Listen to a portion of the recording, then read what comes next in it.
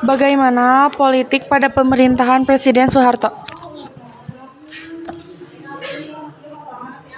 Sebentar, Bapak teringat waktu zaman Soeharto, ketika berbicara tentang politik, semua dikatakan adanya kisah subversi, yaitu bahwa politik yang berbicara politik itu selalu di-cut, sehingga Bapak waktu itu sangat takut, jadi nggak bisa berbicara tentang politik. Semua tentang pembicaraan selalu dijaga, selalu dipantau dari HP, bahkan TV juga, semua diatur oleh pemerintah, sehingga Bapak nggak bisa berkata apa-apa. Cuma ketika mau protes, ditahan dalam hati. Ingat pada waktu zaman Petrus, tahu nggak Petrus? Nggak tahu? Ya, sama. Cuma segitu aja. Jadi untuk berbicara tentang politik, mungkin politik waktu zaman Soeharto kesannya seperti politik dinasti atau kerajaan. Seperti itu kemungkinan. Ada lagi pertanyaan? Ada, Pak. Bagaimana ekonomi pada pemerintah Presiden Soeharto? Ada. Tapi ini untungnya, perekonomian di zaman Soeharto the best. Karena semua menitik beratkan pada kesejahteraan ekonomi rakyat. Sehingga pada zaman itu pemerataan rakyat, ekonomi rakyat the best. Tapi belum di zaman ya, belum ke zamanan ya. Belum. Oh iya, berarti sekarang zaman Jokowi. Nah, cukup segitu aja kalau perekonomian. Pertanyaan selanjutnya, Ada korupsi gak Pak Kalau bicara korupsi harus pelan-pelan. Kenapa harus pelan-pelan? Sebentar. Korupsi di Indonesia pada zaman Soeharto emang besar, tapi keuntungannya dikasihkan ke rakyat. Ada korupsi banyak, tapi hanya segelintir. Ada korupsinya gede, tapi hanya segelintir orang. Tapi kalau sekarang korupsinya banyak, tapi semua orang berkorupsi. Tapi untung Bapak enggak. Karena gak ada bisa korupsi enggak. Untuk pertanyaan selanjutnya, kehidupan Asal jangan tentang musik.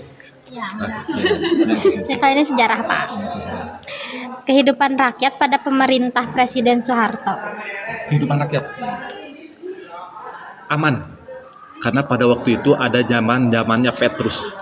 Petrus itu penembak misterius. Setiap preman-preman yang ada di Indonesia, setiap preman-preman yang ada di daerah-daerah itu dibuat tidak berkutik. Yang punya tato disetrika, jadi aman.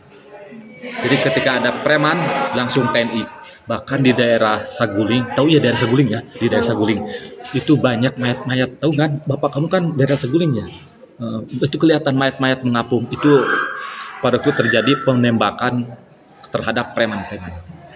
Jadi kalau misalkan bagaimana keamanan, aman sekali.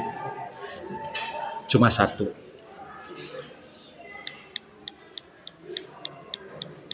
Tidak perlu disebutkan. Ya, ada pertanyaan lagi kan? Ada Pak. apakah benar yang mengkritik pemerintah akan ditangkap waktu Itulah. itu pemerintah Soeharto? Itu. Ngeri Bapak juga. Bapak kamu orang militer bukan? Bukan, Orang apa? orang biasa aja. Oh ya, Bapak kamu? Bukan, tapi Om. Wah bahaya.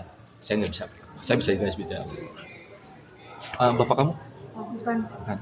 Apa? Tani. Bapak kamu? bukan, orang biasa. Oh.